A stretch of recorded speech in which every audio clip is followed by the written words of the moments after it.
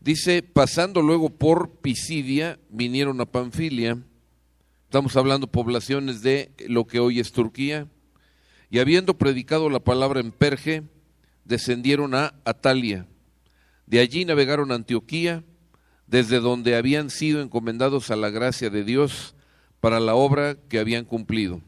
Y habiendo llegado y reunido a la iglesia, refirieron cuán grandes cosas había hecho Dios con ellos y cómo habían abierto la puerta de la fe a los gentiles, y se quedaron allí mucho tiempo con los discípulos. ¿De quiénes se está hablando? Básicamente Pablo y Bernabé, ¿sí? Pablo y Bernabé están regresando a su iglesia. ¿Cuál era su iglesia? La iglesia de Antioquía, Antioquía de Siria, que está al norte de ese país, ¿sí? Damasco es la capital, pues todavía más al norte. Ellos venían, insisto, regresando, primer viaje misionero, y llegan y se encuentran con una serie de problemas que vamos a leer a partir del verso 1, capítulo 15. Dice, entonces, algunos que venían de Judea, fíjense el término algunos, no dice nombre, pero habla en plural, ¿sí?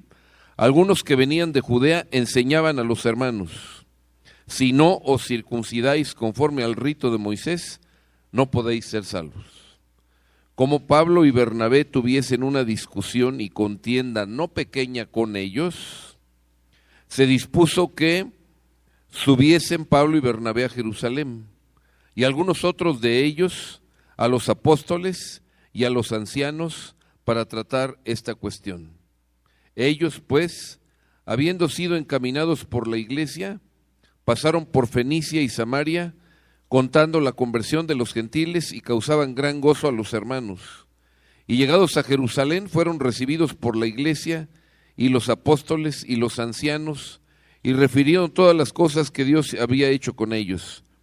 Pero algunos de la secta de los fariseos que habían creído se levantaron diciendo, es necesario circuncidarlos y mandarles que guarden la ley de Moisés. Otra vez en el verso 5 dice, pero algunos de la secta de los fariseos. Entonces vamos a interrumpir aquí la lectura, luego seguiremos, pero entonces ya estamos averiguando de dónde venía el problema. Era un grupo de fariseos o ex fariseos, como le quieran llamar, que ahora habían creído en Cristo.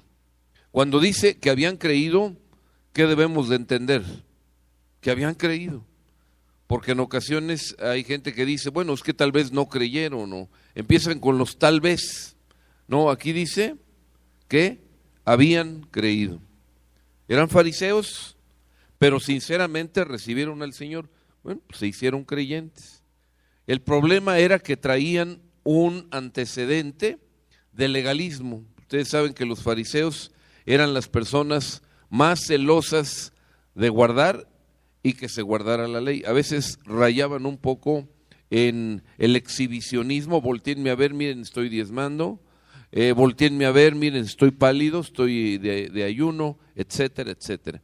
Pero podemos decir que su doctrina no estaba lejos de la verdad. ¿A qué me refiero? Por ejemplo, los saduceos no creían en la resurrección de los muertos. En cambio, estas personas sí. La doctrina no estaba tan errada, el problema era la religiosidad. Entonces, aquí se estaba enfrentando un problema de religiosidad. No creo que haya habido dolo. Es decir, no era mala onda de decir, vamos a perjudicar a la iglesia. No. Lo que pasa es que las raíces de ellos eran exageradamente religiosas. Así habían sido formados desde la niñez, tal vez, como pasa en el judaísmo todavía hasta el día de hoy. ¿Se acuerdan ustedes de un fariseo importante, un fariseo famoso de los tiempos que estamos hablando? Pablo, ¿verdad? Pablo mismo los podía entender. Aquí dice que estuvo discutiendo con ellos, verso 2. Él podía llevar a cabo una discusión porque él estaba igual. Pero cuando él recibe al Señor, Entonces le queda claro y ubica cada cosa en su lugar. Pero esta gente no.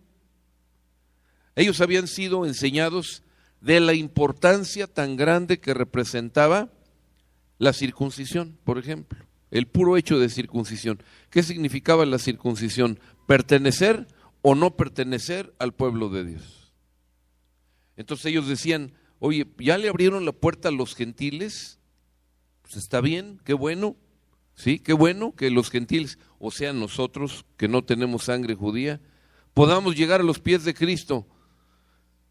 Pero por aquello de las dudas, pues exijámosles, varones se circuncidan y pueblo en general cumplan la ley de Moisés.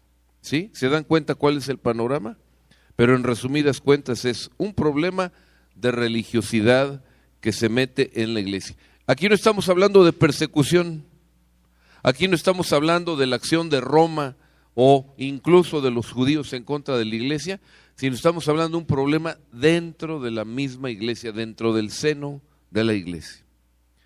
Vamos a ver cómo el apóstol más adelante va a defender la postura. ¿Cuál era la postura de Pablo y la postura de Bernabé? No hace falta meterlos al judaísmo para que sean salvos. Y los que venían del judaísmo dicen, creemos en la sangre de Cristo, pero métanlos al judaísmo para que así queden protegidos por todos lados. Entonces se lleva a cabo un concilio. ¿Qué es un concilio? Una asamblea para conciliar, es lo que es un concilio. ¿Qué es conciliar? Ponerse de acuerdo y tratar de que la fiesta vaya en paz dentro de una organización. Entonces se organiza por la iglesia madre de todas las iglesias hasta el día de hoy, la iglesia de Jerusalén. Fue la primera que podemos considerar iglesia organizada que existió. Ya no estaba el Señor, estamos en Hechos 15, ya no estaba el Señor, pero la iglesia empezaba a caminar. Eso traía problemas como los trae también el día de hoy. Por ejemplo, me gusta el verso 10 más adelante, en donde el apóstol dice, ahora pues, ¿por qué tentáis a Dios poniendo sobre la cerviz de los discípulos un yugo que ni nuestros padres ni nosotros hemos podido llevar? Ese es el problema de la ley, es un yugo.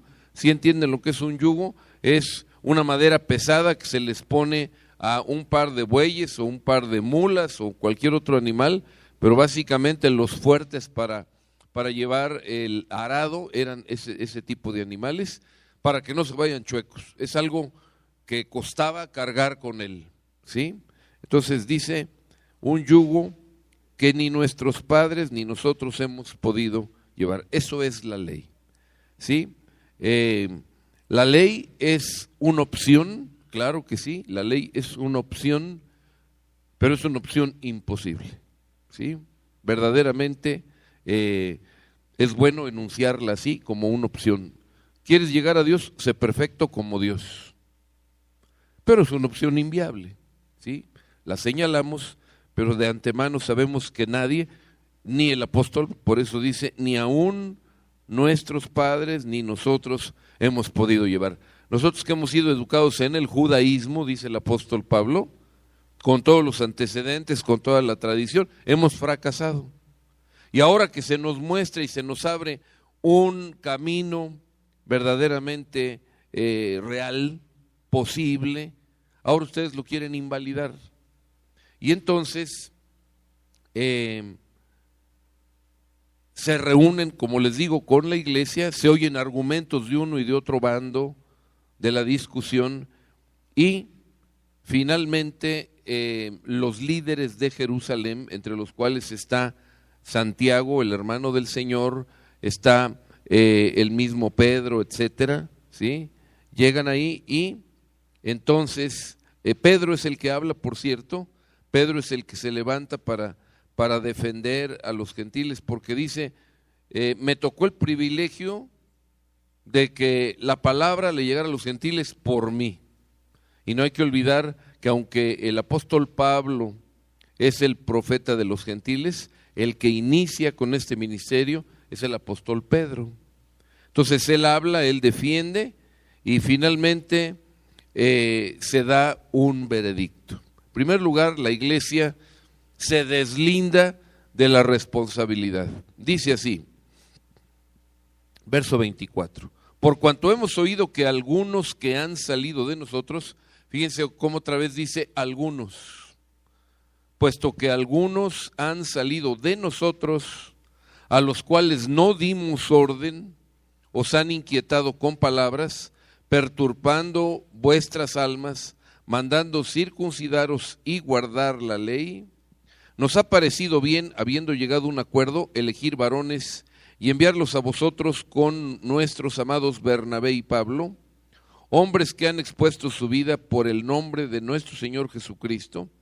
Así que enviamos a Judas y a Silas, los cuales también de palabra os harán saber lo mismo. Y aquí viene el veredicto.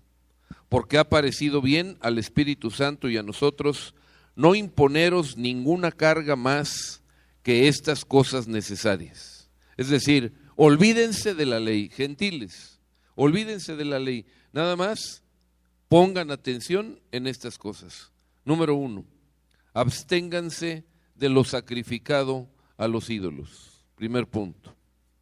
Segundo, de sangre, de ahogado, que aunque son dos cosas, ahorita las vamos a explicar, podemos resumirlas en un solo punto. Y tercer punto, de fornicación, de las cuales cosas, si os guardareis, bien haréis. Entonces, las restricciones, las limitaciones que son válidas hasta el día de hoy para la iglesia de Cristo, básicamente son tres. Número 1, no comas lo sacrificado a los ídolos. Y mis amados, si nosotros vamos a carnicerías o vamos a lugares donde venden fruta y verdura, pollerías, etcétera, ¿qué nos damos cuenta? Que siempre de alguna forma hay idolatría. ¿Por qué? Porque vivimos en un país donde quien reina es el sincretismo. ¿Qué significa sincretismo? Significa revoltura. Somos una nación nominalmente cristiana, pero el cristianismo está revuelto con paganismo. Eso es sincretismo. Estamos en ese mundo. Entonces, es por eso que la palabra de Dios dice que santifiquemos o que bendigamos lo que nosotros comemos. Así que cuando nosotros damos gracias a Dios antes de cada alimento, no se les olvide, no nada más es dar gracias, es bendecir el alimento. Y ya con eso queda listo. Ya no hay ningún problema. El Señor ha determinado eso. Así que, además de dar gracias, tenemos que quitarle esas impurezas mediante el nombre de Cristo Jesús. Pero también sabemos que hay ciertas fiestas, ciertas costumbres de lo mismo, más de lo mismo que venía hablando, como es el caso de Día de Muertos. Día de Muertos no nada más es un altar. Por ejemplo, en mi casa, frente a mi casa, donde yo vivo, que es su casa, los vecinos hacen altares, pero casi tamaño ataúd, para que tengan una idea. Ocupan el patio y hacen, pero un super altar. Pero realmente lo que es la fiesta de Día de Muertos es un altar más íntimo, no tanto en el patio de la casa, sino un poco más adentro, y donde se ponen en primer lugar fotografías, en segundo lugar alguna cosa de recuerdo de las personas cercanas que se han adelantado. Ejemplo, bisabuelos o tatarabuelos, es decir, los más cercanos. No crean que es un árbol familiar ahí enorme, no, pero los más cercanos, los que se acaban de ir, se les hace ahí un recordatorio, pero también se le guisa lo que le gustaba. Oye, ¿qué le gustaba a la abuela? No, pues fíjate que le gustaba esto y esto. Pues guísalo exactamente como le gustaba a la abuela. Y se le pone allí, pero una vez que se le pone ahí, el paso siguiente es, ahora vamos entrándole a ese guisado todos los vivos, para acordarnos bien de nuestro difunto. Entonces, ese alimento que ya fue ofrecido a los muertos, cosa que no debe de ser, ahora nos lo comemos. Bueno, Dios dice que